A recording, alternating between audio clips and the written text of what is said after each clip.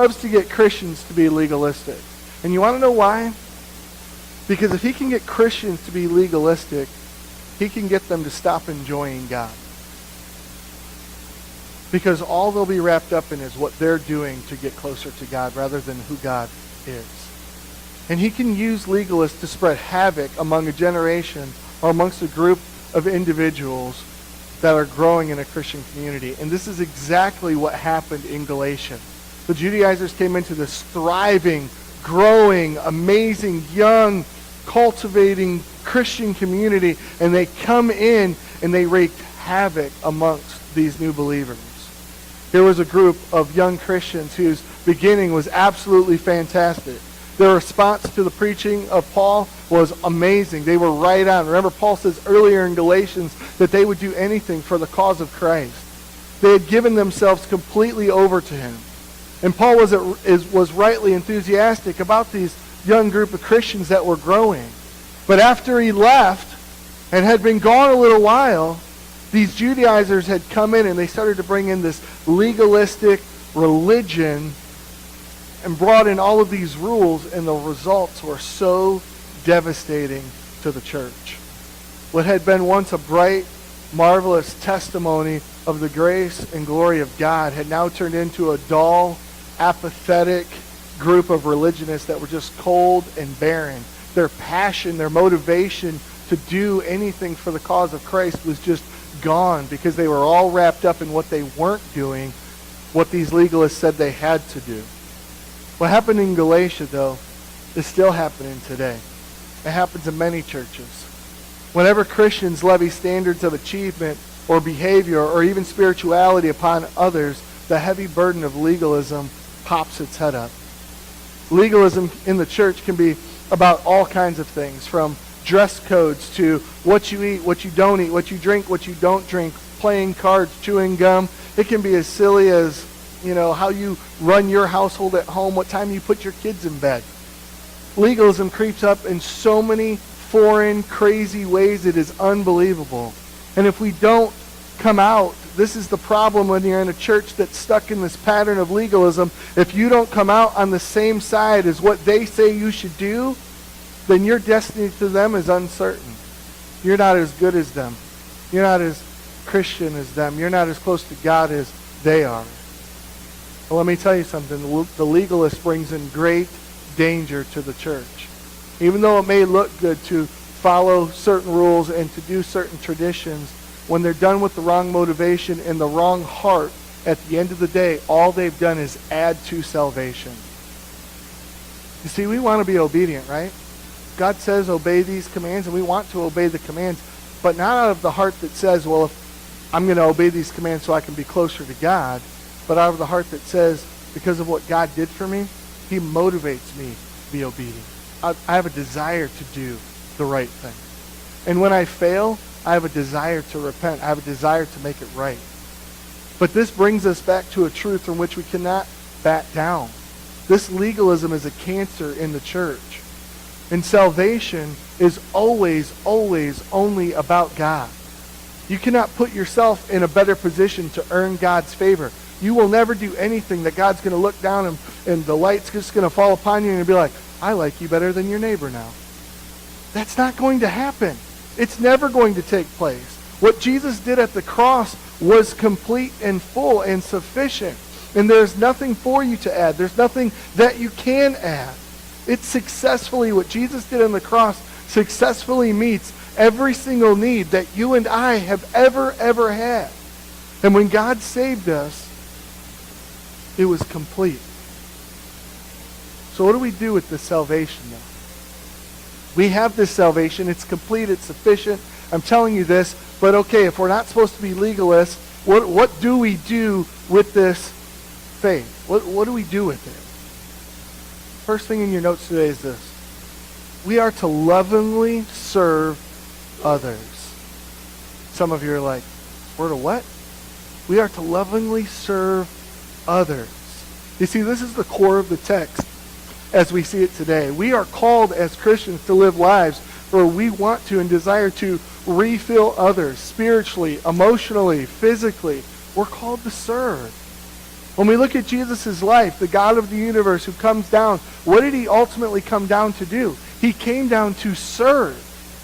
Remember, John 3:17 says, the Son of Man did not come down to be served, but to serve. That's what the verse says. And we do it because we're motivated by love, just like Jesus was motivated by love to come and do what he did for us.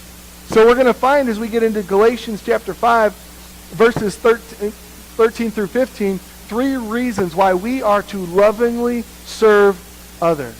Look at verse 13 with me. It says this, "For you are called to freedom, brothers. Only do not use your freedom as an opportunity for the flesh, but through love serve one another." In your notes, the first reason we lovingly serve others is because it opposes license. Now let me explain that to you.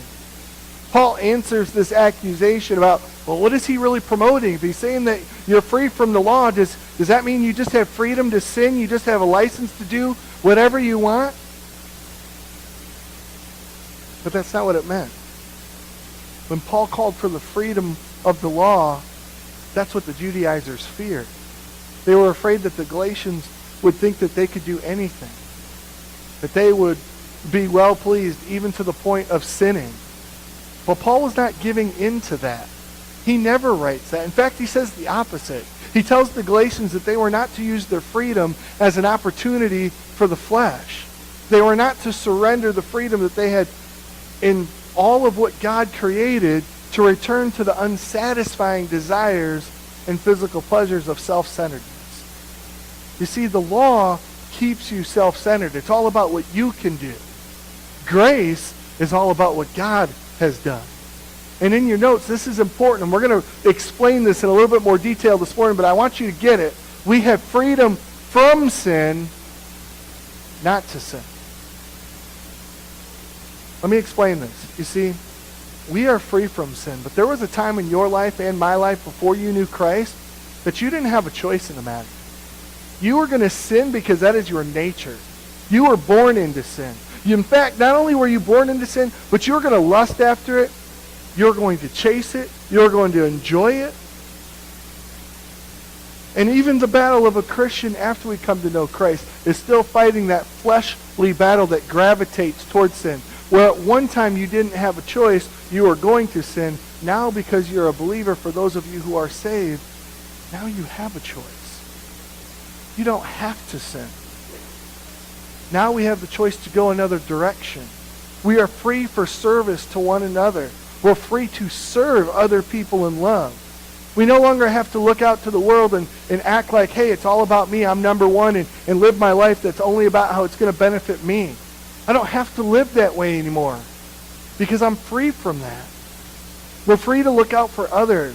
You see, the goal of freedom is servanthood. That's the goal. And we are free to lovingly serve others. Now in your notes, the second reason that we lovingly serve others is out of obedience. That's why we serve.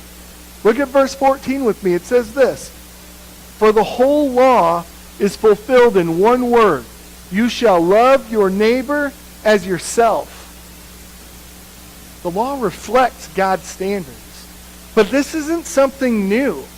A lot of people like to go to the Old Testament and say, well, the Old Testament, they were under law, they didn't have to do these things. And in the New Testament, now we're under grace, so we have to do these things. Or what does this look like? And I would look to you and say, no, it's the same. Look with me at Leviticus. It's going to be on the screen. Chapter 19, verse 18. It says this, "You shall not take vengeance or bear a grudge against the sons of your own people, but you shall love your neighbor as yourself. I am the Lord." See, God wants us to treat one another the same way that he treats us. He wants us to be a people that are marked by love. That is what defines us. That's what makes us different. He desires that we love one another as he loves us. Think about the depth of that. Paul would later reflect on this in Romans, and we read these verses last week, but I want to read them again. Romans chapter 13, verse 8 through 10, he says this, "Owe no one anything except to love each other. For the one who loves another has fulfilled the law. For the commandment You shall not commit adultery. You shall not murder. You shall not steal. You shall not covet. And any other commandment are summed up in this word. You shall love your neighbor as yourself. Love does no wrong to a neighbor. Therefore, love is the fulfilling of the law. You see, the freedom and the fullness we now possess is a call to love. We live in a world that needs to be loved. We go to schools and jobs, and we live in neighborhoods and communities where people are longing to be loved. The Spirit within us calls us to meet the standard that God set for us. And he came to a broken and dark world and showed a love and became a light that changed the world. For love is the overflow of God's grace. In the law, all God has ever been looking for was people to be satisfied in his grace, that their lives would become an outpouring of love. That's what we're called for. And this means that we are free to satisfy everything that God has made for us to satisfy, our entire purpose. But let me tell you this. We can do a lot of great things that seem courageous, but they will be inadequate unless the motivations of our heart are in the right place. Is even the good things that you do, and I would challenge you, ask yourself this question, is even the good things that you do with the right heart and the right motivation? Listen to what Paul says in 1 Corinthians chapter 13. He says this, if I speak in the tongues of men and of angels, but have not love, I am a noisy gong or a clanging cymbal.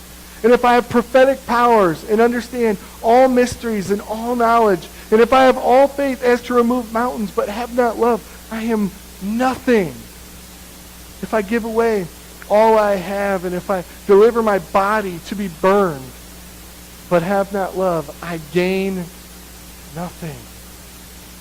Nothing. I'm going to get a little blunt with you, but I want us to see this picture so well. You can do a lot of really good things with very good reasons and still go to hell. You can fight for poverty programs. You can fight for a prayer amendment. You can stand up against certain things that as Christians we should stand for. You can do all of these things and still go to hell. Because love is not defined simply as mere deeds. It always involves the condition of the heart of the doer. Why do we do what we do? If we want to bring the message of the Bible to bear on the problems of the world around us, if that's what we want to do, then we need to realize that the Bible itself is more radical than any political or religious agenda that's out there. Listen to what it says. Though you give your body to be burned in the service of your agenda and have not love, you gain nothing. Now I want you to think about this. There are great philanthropists in the world today that are giving billions of dollars away that do all of these great things. But apart from Jesus, it means nothing. It will not change where somebody stands for eternity, no matter how good they think they are, or how much money they can give, or how many rules somebody can follow. Apart from Christ, none of it matters. And in its most simple form, what God wants from us, if we're true believers, is to be motivated by his love. This is what he created us for. In your notes, when Christians genuinely love, it gives evidence of a genuine faith. It's like we said last week. Has anybody ever come to you and said, are you a Christian? Or there's just something so different about you. There's something so different about you. I can't even understand why you're so different. Has anybody ever been questioned? This should be the mark of the believer.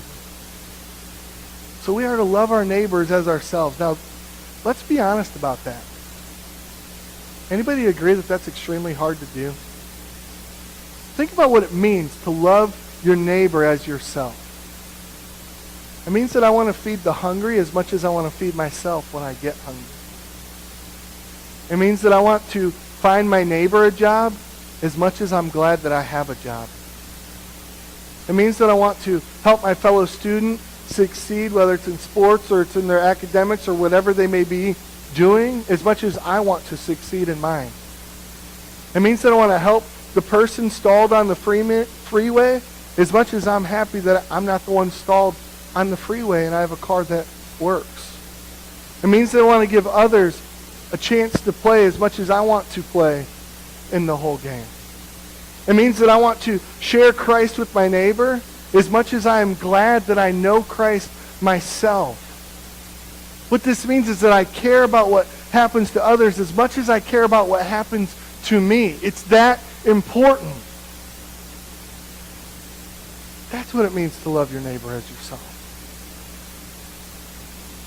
Can you imagine what the church, not just our church, but what the whole church would look like if we all had that heart to truly love our neighbors as ourselves? If you look to the person to your left or your right, go ahead, look around you. Look to the left and look to the right. Look behind you. Look in front of you. Look at the people around you. What if your desire for your own happiness was matched by the desire that you have for the people around you right now and their happiness? The church would change the world. See, God gave us everything we need to change the world. And it all comes down to us being willing to lovingly serve others. The third reason in your notes we lovingly serve others is because it barricades loss. It surrounds loss. It protects from loss. Look at verse 15 with me. Listen to this. This is harsh. But if you bite and devour one another, watch out that you are not consumed by one another. See, there was this speaker who was in the Washington, D.C. area, and he was on a business trip. And he had gotten, how many of you have been to Washington, D.C.? Okay? So some of you guys know exactly what I'm talking about when he got onto the highway that just circles around the Potomac River over and over, and you can get stuck there unless you can get off. And he had circled around so many times that he couldn't remember which side the Pentagon was on. So spotting a jogger on the road, he called out, "Which side is the Pentagon on?" And keeping his pace, the jogger looked over at him and said, "I'm pretty sure they're on our side."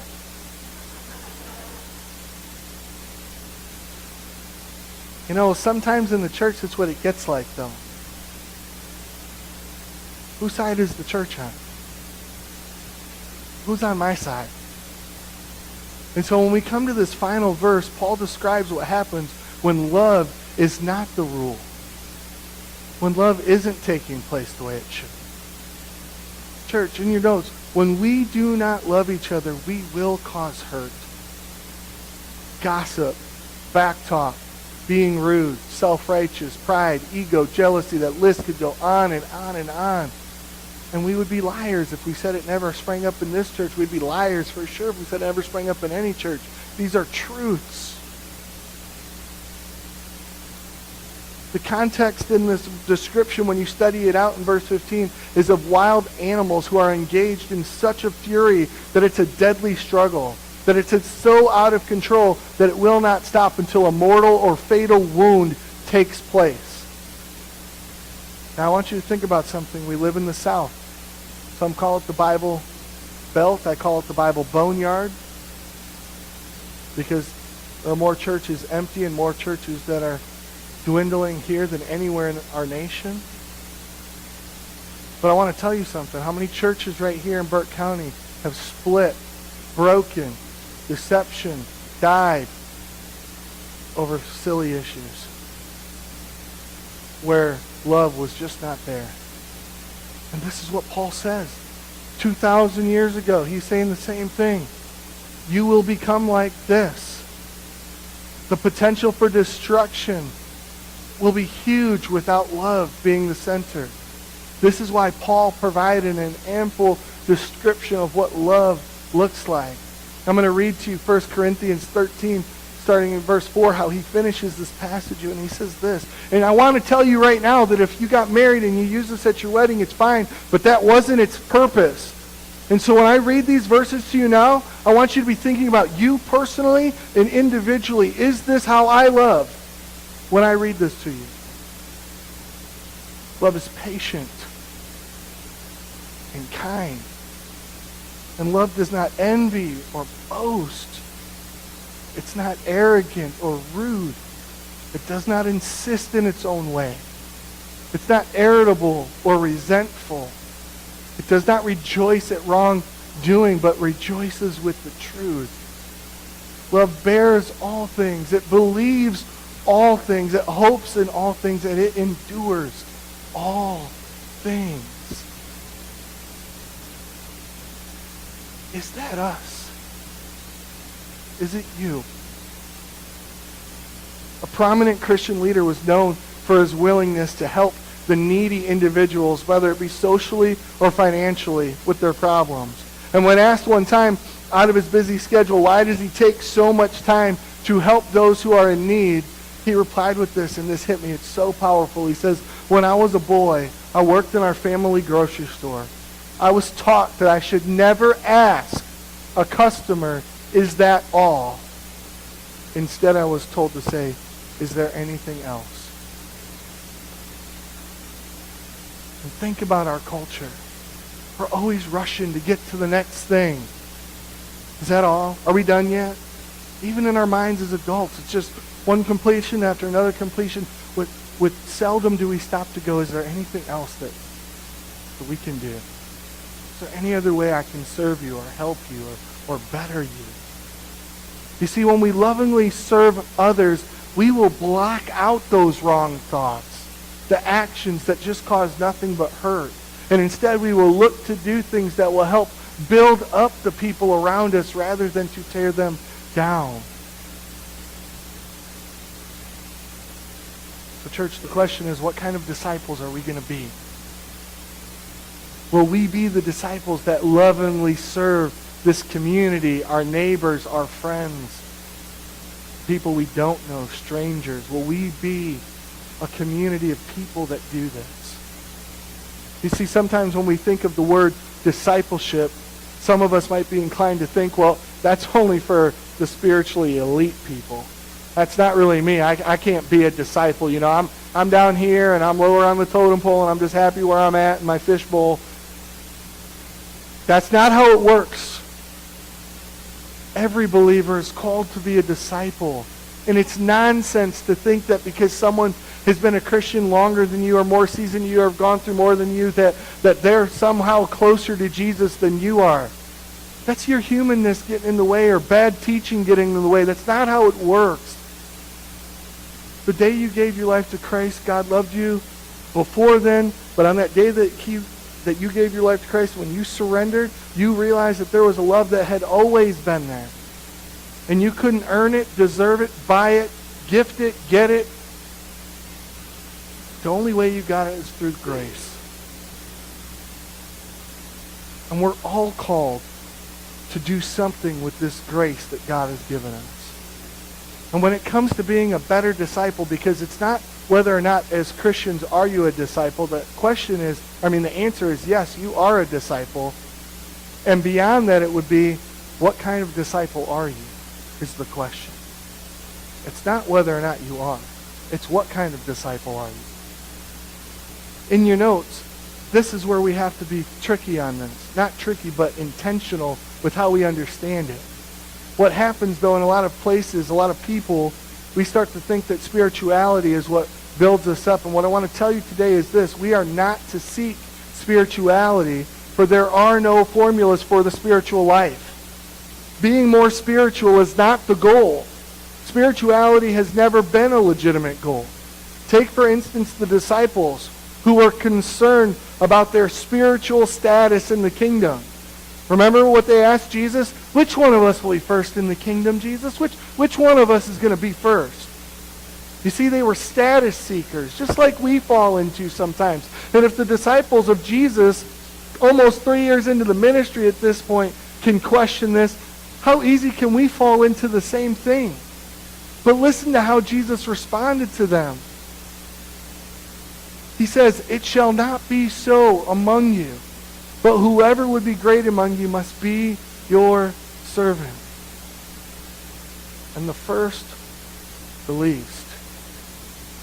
You see, in Christian circles, we attempt in our humanness, what some churches do, what some people do, is that we think super spiritual people are in some higher place to be better or more served or whatever we'd like to say, in a higher rank than others. Because in the world that we live in, we look at it like this: wealth gives some people more of a prestige, and the more wealth someone has, the more power they have. And so we automatically translate that same idea to the church. But again, I would caution you and tell you, spirituality is never what we are to seek. And whether you've been a Christian for 20 plus years, 5 plus years, or 1 week, Jesus loves you the same. It's not about seeking to be more spiritual. It's about seeking a relationship. In your notes, we are to seek a strong and vital relationship with God. And Jesus describes what this relationship looks like when he said that he was the vine and that we are the branches. Whoever abides in me, I in him. He is it that bears much fruit, for apart from me, we can do nothing. It's all about him. We are to have our inner reliance on God and not self. But we have responsibility in this relationship with God. How many of you who have very close friends would agree that there's a lot of responsibility to good friendships? They can't be one-sided. It's a two-way street. But it's never God who doesn't fulfill his end of the bargain. It's us who don't fulfill our end of the bargain. You see, we have a responsibility to keep the communication going with God. We have a responsibility to maintain that open door of thought and questions and answers. And it's not so that we can look super spiritual. It's not so that we can act spiritual. It's our responsibility to cultivate and be in this relationship with God. And when we do that, this is when we find ourselves walking in the Spirit, which we're going to get into the fruits of the Spirit next week. This is our one and only method, and it cannot be copied. It's personal. Each one of you, your walk with God and how you came to be is different than the person sitting next to you. And God has come to you in your struggles, in your time of need, in your weakness, post being a Christian, before being a Christian, and come to you and shown you who he was because he loves you. And he loves you the same as everybody else. And when we, in response to that love, knowing that God came to us as he did, when we in response look to the world and try to love the world the way that God loved us, this is when the world changes. You see, it's not about just coming to the church and doing what we can give in our time, talents, treasure here. It's about living a life that refills others out there and in here. To the person that comes in church that you just know they're just being really quiet or standoffish and you don't know what's wrong, maybe it's just that you're going to go up to them and privately ask them if you can pray for them. Maybe it's something that you know that's going on with somebody in the church, and instead of starting the gossip prayer chain, hey, guess what so-and-so did? Can you pray for him? No. We don't do that. Instead of continuing the gossip prayer chain, we just love people where they're at and we stop things in their tracks. Maybe outside of this building is talking to that coworker that just needs some help. Maybe it's helping that neighbor's yard. You know that yard that you pass by every day in your neighborhood and it just looks horrible? And every day you walk by and you just judge them and it just bothers you? Maybe it's that you get out there and you just help that neighbor get it done because maybe for some reason that you don't know of, they can't do it themselves. Or maybe it's out of pure laziness, but out of the love in your heart, you're just going to do it. Maybe that's going to inspire them. Maybe it's sitting at a different lunch table at work or at school, wherever you may be, with the people that aren't as cool as you. Maybe it's being nice to that waiter or waitress who messed up your food for the 14th time. and you still leave them a nice tip because, hey, that's what love does. Maybe it's helping the guy or girl stranded with the broke down car. This list could go on and on and on. But it's about intentional love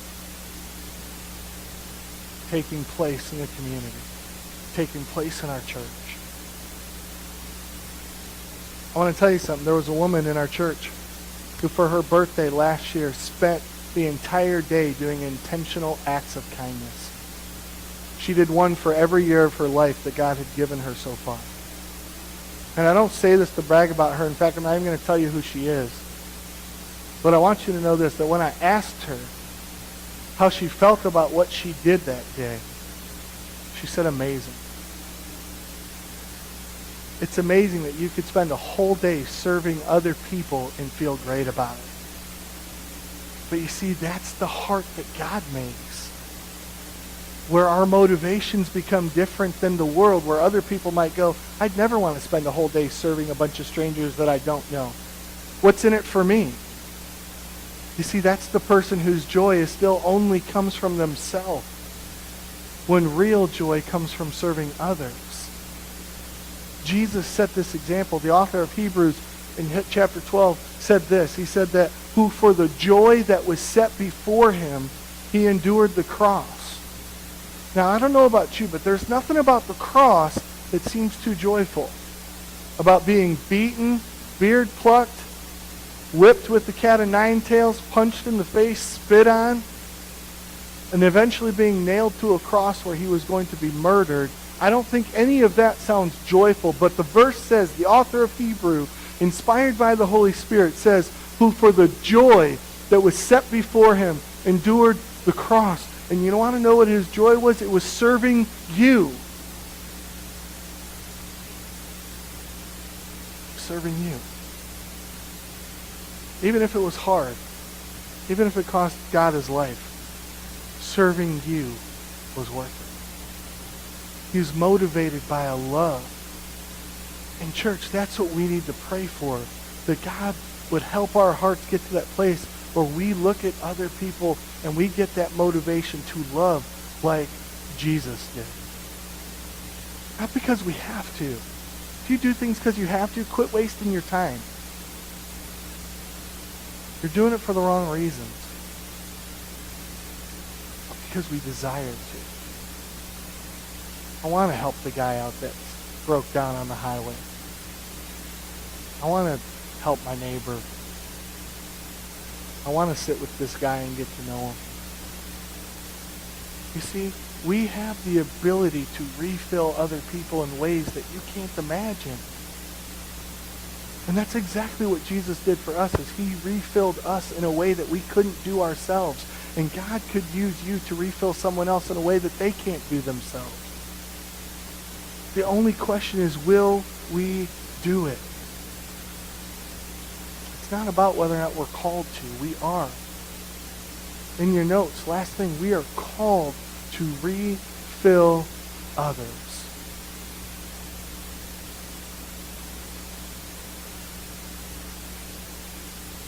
Would you pray with me?